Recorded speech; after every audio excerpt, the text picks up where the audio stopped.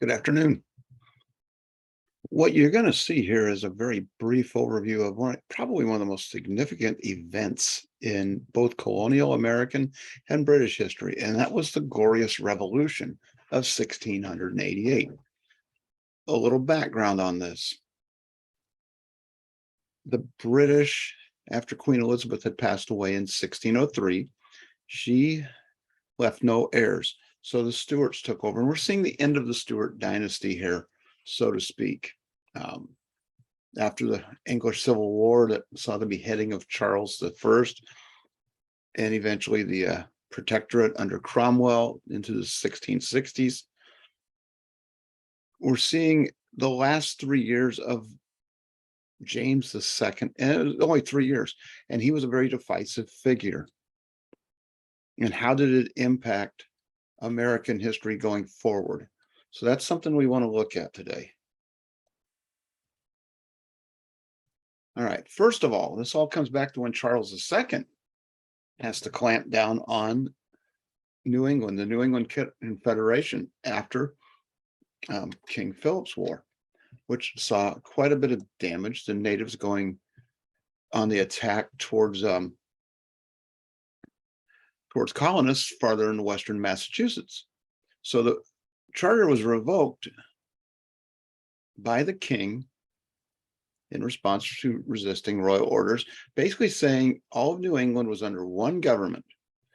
Now, Charles II had issues too in the 1660s and 1670s with New Englanders in particular violating navigation acts and mercantilism. In other words, bypassing laws that were meant to help benefit the crown. So they were forbidding trade with non-British colonies and allies. And it was to help bolster the colonial defense by putting more permanent troops in the colonies. Now we're going to start to see this be a problem. He put, unfortunately, Edmund Andros, probably the worst person you could put in that position. And he had extreme allegiance to the Church of England or the Anglican Church, and he banned the Puritan idea of town meetings and went to tax without the consent of any New Englanders, saying he was doing it on the basis of authority of the crown, and really tried to suppress smuggling, especially from the Caribbean. The triangular trade had begun at this point, and a lot of goods, especially sugar and rum and molasses, had come north from the Caribbean. Andros runs this like it's his own little dictatorship. What he doesn't anticipate, and this is the thing that runs across the pond, is the time gap in information. And the Glorious Revolution takes place 3 years after James II is put on the throne. And James II is very heavily Roman Catholic. And he's very open about it.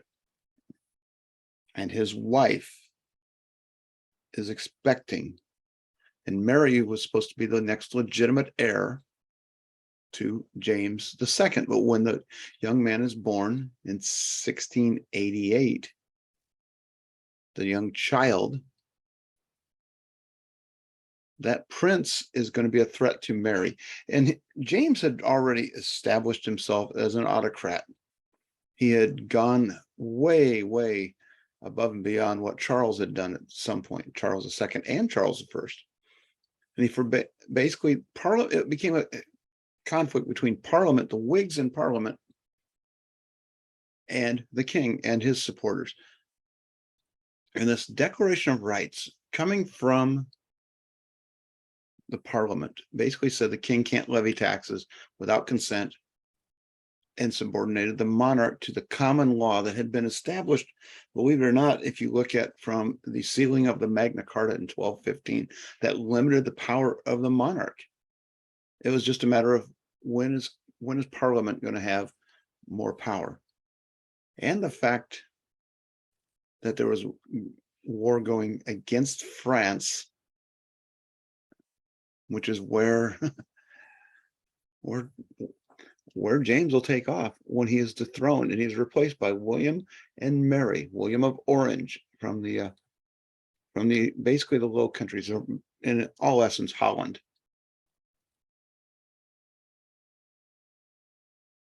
The effects of this, and there are many, is the fact that once word came about this, Andros was on the run and he tried to escape in drag, of all things, was captured, arrested, and given over to the authorities.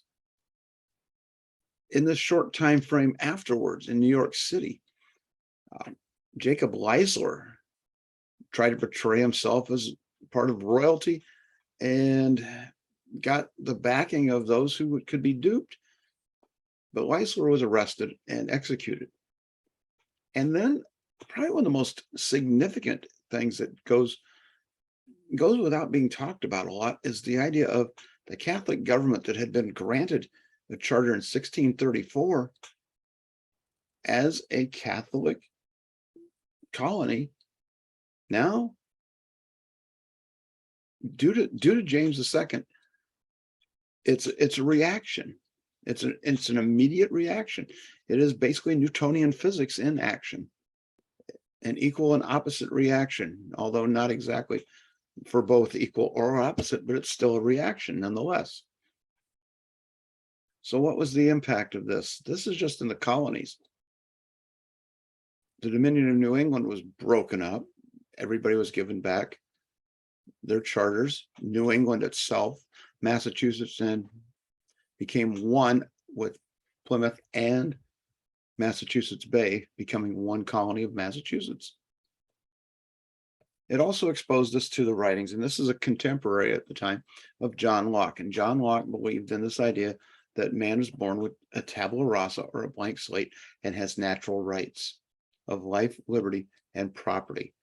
Sounds familiar. We'll get to that a little later in the semester.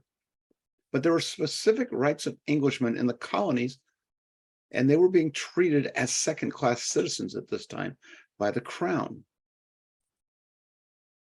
So how can we be happy and free in a state of nature? How can we have the same rights as an Englishman? And this is one of the most amazing works, was the English Bill of Rights that was put forth based on Locke's ideas through his second treatise, that it listed James's misdeeds and then came up with 13 specific ideas of freedoms. This is similar to what we will see in the American Declaration of Independence, is that they'll have George III's misdeeds, certain things that are laid out, and then confirmation of who is the rightful ruler of the states at that point. But this English Bill of Rights, look at this as we go through and see what makes sense and what doesn't. That you have the freedom to elect members of parliament without the king or queen's interference. In other words, the House of Lords could not be appointed by friends of the king. That you could speak freely against the king in parliament. That there was no royal interference in the law, such as suspending parliament. Petition of redresses. And I think that's one that, if you look at it from the English Bill of Rights standpoint, that was one of the problems that led to the American Revolution. Self-defense against the standing army. Freedom from cruel and unjust punishments. Or in other words, arbitrary punishments. Taxation just because the king or his royal appointee just felt like it. Freedom of fines and forfeitures without trial. In other words, a trial by jury. And no armies being raised during peacetime. Guys, this is the basis of American democracy being laid by the English. It gave more power. Guys, the Puritans at this time, Puritan leadership was set amiss. They were backsliding. They were already losing membership, but they really lost a lot there. And then in 1692, the witch trials was kind of the final nail in the coffin, if you will. But it had to be toleration to everybody, religious freedom, and no longer church membership, but on property requirements and qualifications in New England. If you owned property, you could vote and participate. So from the 1630s to about 1690, those 60 years, the Puritans had a grip on New England. And it all ended with the fall of a king. And with that, we'll end this recording.